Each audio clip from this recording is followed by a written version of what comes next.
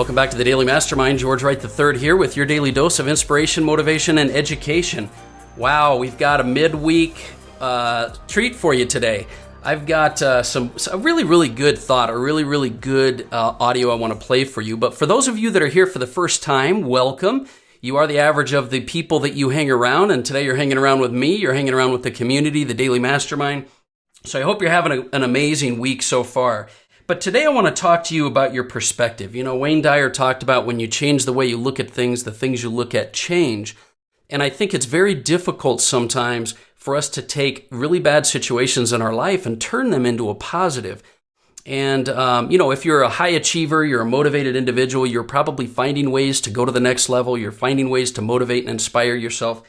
But sometimes the best thing we can do, the thing that'll fuel that fire inside of us, is to take the worst experiences we've had in life and learn to use those as fuel, learn to use those as the drivers, and finding a way to create a perspective that those difficult situations were really for our benefit.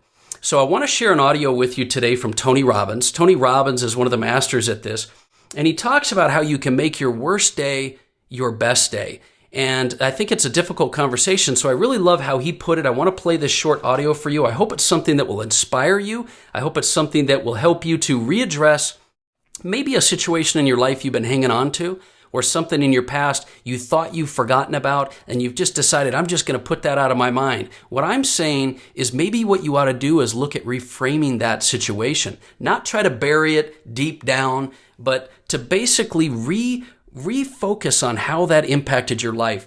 And I think Tony does a really good job of doing this. For those of you that are listening to this and getting value, please do me a favor, refer this show. Share this show with someone so that they can help to get the same message as well. You're the main way that we grow this show. We don't do marketing, advertising for it. So do me a favor, share the show, and I hope you enjoy this today. My name is George Wright III, and this is the Daily Mastermind. Let's get right into it. My life is shaped by a lot of events, but one of the most powerful was somebody doing these kind acts for my family. When I was 11 years old, we had a really tough Thanksgiving where there was no money and no food, and we wouldn't have starved. We always found a way to get something, but we weren't going to have a Thanksgiving dinner, that's for sure, certainly not a feast of any sort. And my mom and dad at the time were fighting like cats and dogs, and saying things that once you say them, you can never take them back. You know the kind of stuff I'm talking about? And my mom was screaming at father about how he couldn't even take care of his own family, and it was horrible. And I have a younger brother and younger sister. I'm the oldest. So I was trying to keep them from hearing this conversation, and then a miracle happened. Bang on the door. I'm the oldest. They're screaming, so I go answer the door. And I answer the door, and standing there is this giant man. I was this little boy. And he's holding this huge box of food. And beside him on the ground was a black pot with an uncooked turkey in it. And he said, "Is your father home?" And I said, "Just one moment." I was like unbelievably euphoric. I thought, this is a gift from God. This is going to change it all. This is going to make my mom and dad happy. It's going to be unbelievable. So I go, and my father is screaming at my mother through a closed door to the bedroom door. And I said, Dad, there's a guy at the door. And he goes, "Go, you answer the door." I said, "I did. He's got to see you." So I kind of teased. I said, "Dad, you got to come." So he said, "Fine." He made one last yell at her, and he walks to the door. And I'm waiting there, just can't waiting to see his face. And my dad opens the door, and this man's standing there with this big box of food. And my father did not get happy.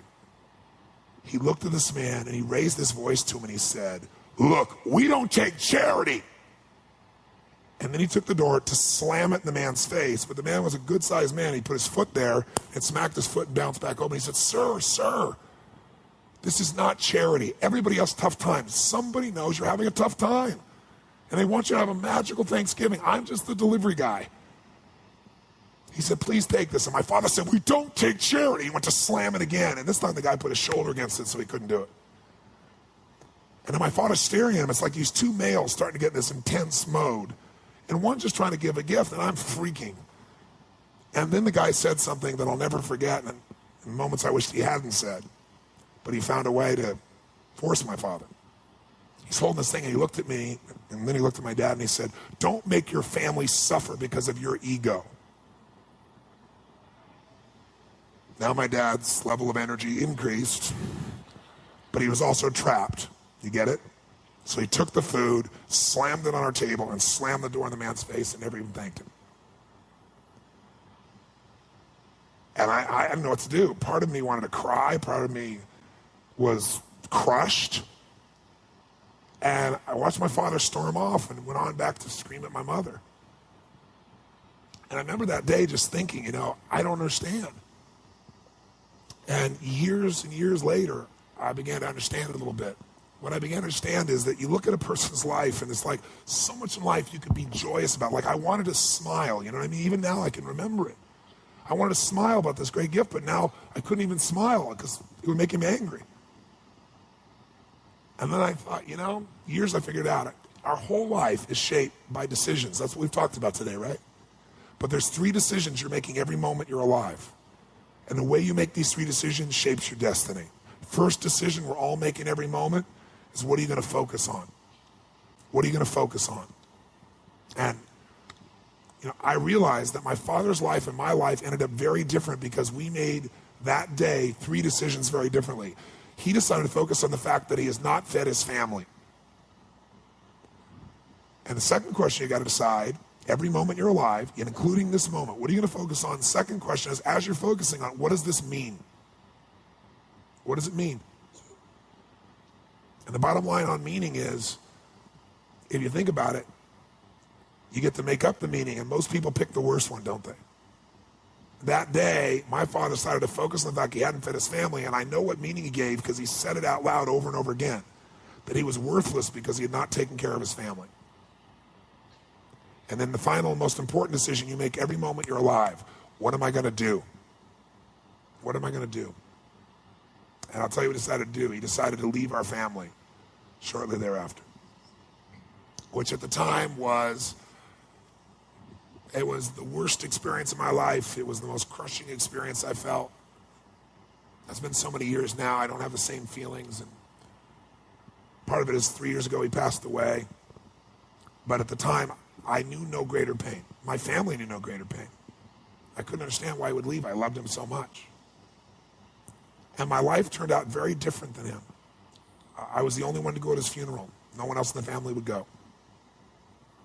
Nobody wanted to be part of it. He died alone of a disease called connective tissue disorder. And I can tell you right before his death, he got the lesson because he looked at me and he said, son, he said, I was a bastard. I didn't connect with anybody and look what I'm dying of. It's unbelievable. So that same day I made 3 different decisions. I decided to focus on the fact there was food. What a concept. I like that. But what changed my life was the meaning I gave it. I decided that day that what this means is that strangers care. And if strangers care about me and my family, I decided what I was going to do is I was going to care about strangers. And that completely changed my life. I promised myself someday I'd do well enough to do this for other families like was done for me. And I didn't wait till I was, wealthy to do it. I did my first one when I was 17. I remembered I was 17, I had my own car, I had some money, and I decided to go on the greatest shopping spree of my life at that point.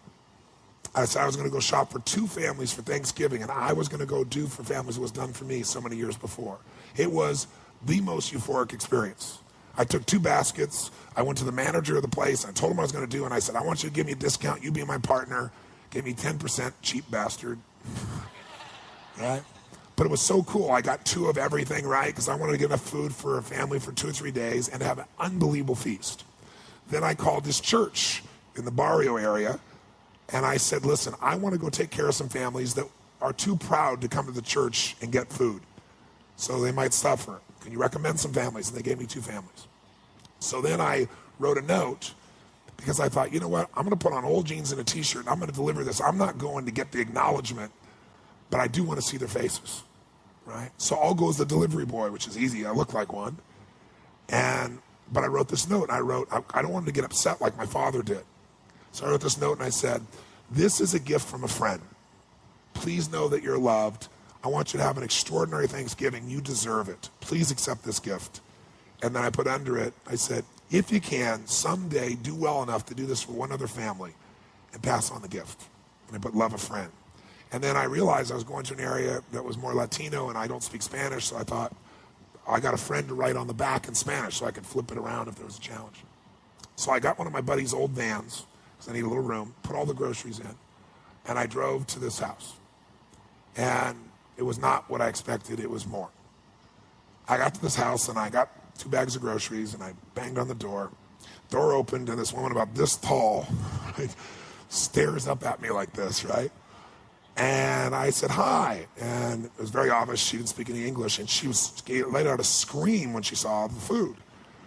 And by the way, this woman had 5 children and a husband. What I didn't know is the husband had left her 3 days before with no money, no food, and 5 kids.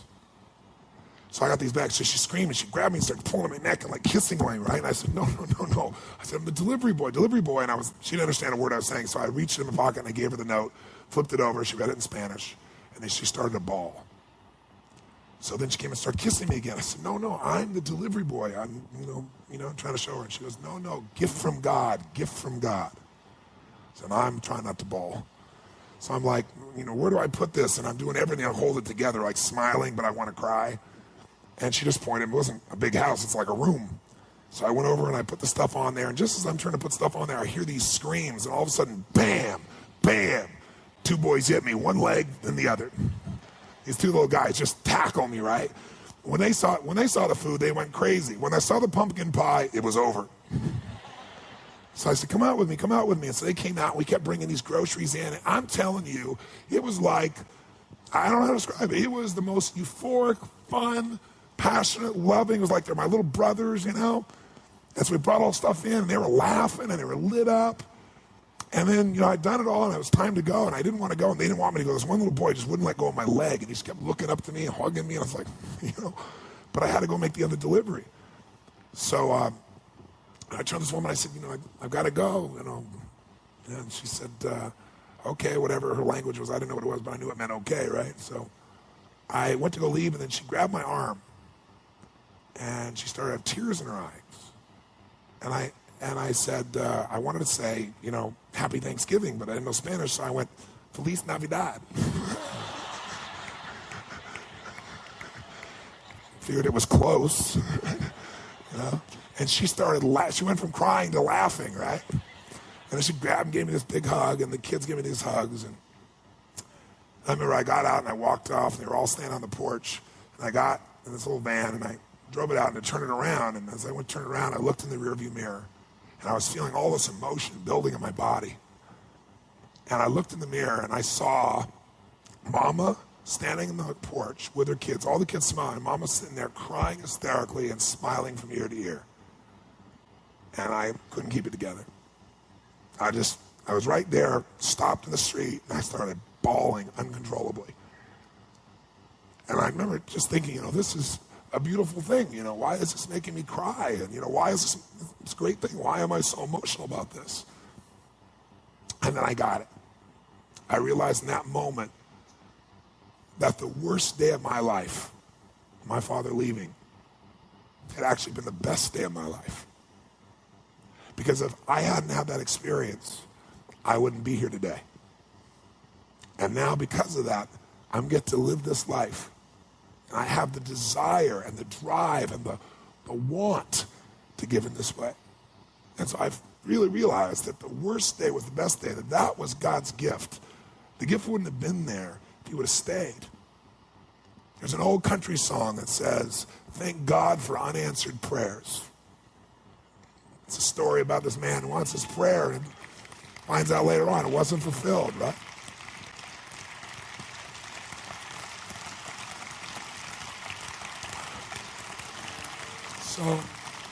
So I tell you the story for a couple reasons. One is, if you want to change your life, figure out how your worst day was your best day. It'll change everything, because it is if you look for it. If you find the deeper meaning, it is. There's something in you that wouldn't be there without it.